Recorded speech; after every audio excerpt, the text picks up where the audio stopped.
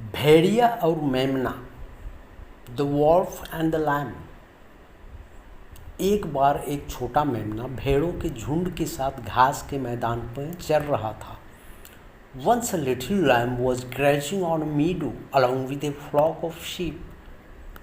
बहुत शरारती होने के कारण छोटा मेमना भेड़ों से कुछ दूर भटक गया। Being very mischievous, the little lamb wandered some distance away from the sheep. वह वहाँ मिलने वाली ताज़ी और स्वादिष्ट घास का आनंद लेने लगा। It began to enjoy the fresh and delicious grass that it found there. वह अपने समूह से बहुत दूर आ गया था, लेकिन उसे इस बात का पता नहीं था। It had come a long way from its group, but was unaware of that. मेमना एक और तथ्य से भी अनजान था, एक भेड़िया उसका पीछा कर रहा था। The lamb was also unaware of another fact. A wolf was closely following it. जब मेमने को एहसास हुआ कि वह अपना रास्ता भूल गया है और झुंड से बहुत दूर है, तो उसने वापस लौटने और उनके साथ जुड़ने का फैसला किया। When the lamb realized that it had lost its way and was far away from the flock, it decided to return and join them.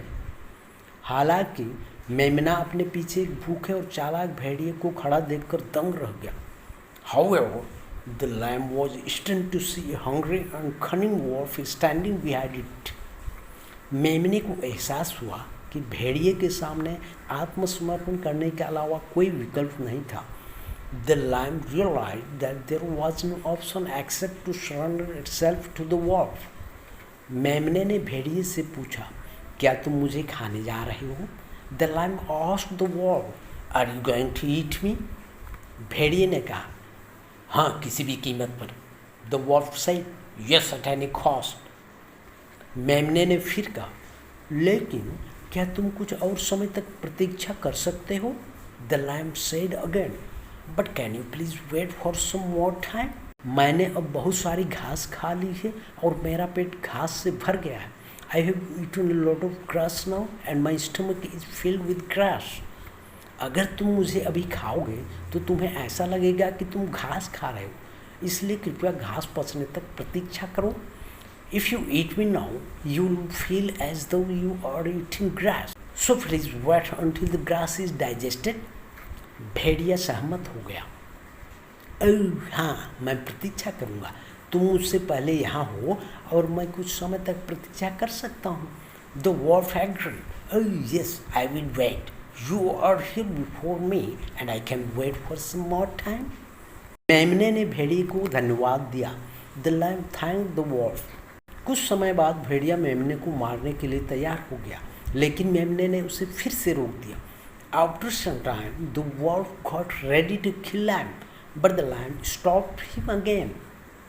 प्यारे भेड़िए, कृपया कुछ और समय तक प्रतीक्षा करो, घास अभी पचनी बाकी है। Dear wolf, please wait for some more time. The grass is yet to be digested. अगर तुम मुझे अभी खाओगे तो तुम मेरे पेट में बहुत सारी घास देखोगे। मुझे नाचने दो और फिर यह आसानी से पच जाएगी। If you eat me now, you will see a lot of grass in my stomach. Let me dance and then it will be digested easily. भेड़िया सहमत हो गया। The wolf agreed. छोटा मेमना कुछ देर तक पागलों की तरह नाचता रहा और फिर अचानक रुक गया। The little lamb danced crazily for a while and then suddenly stopped. भेड़िया ने पूछा कि क्या हो गया? The wolf inquired what had happened. मेमने ने कहा, मैं ठीक से नाच नहीं सकता क्योंकि संगीत नहीं बज रहा है। The lamb said, I cannot dance properly because there is no music. तुम मेरे गले में बंधी यह घंटी देख रहे हो, क्या तुम इस घंटी को खोलकर जोर से बजा सकते हो? You see this bell around my neck. Can you untie this bell and ring it loudly? तब मैं तेजी से नाच सकता हूँ और मेरे पेट में पड़ी घास भी तेजी से पच जाएगी। Then I can dance fast and grass in my stomach also will get digested fast. भेड़िए को मेमने को खाने की इच्छा से वह कुछ भी करने को तैयार था। The wolf, overcome with the desire to eat the lamb, was ready to do anything.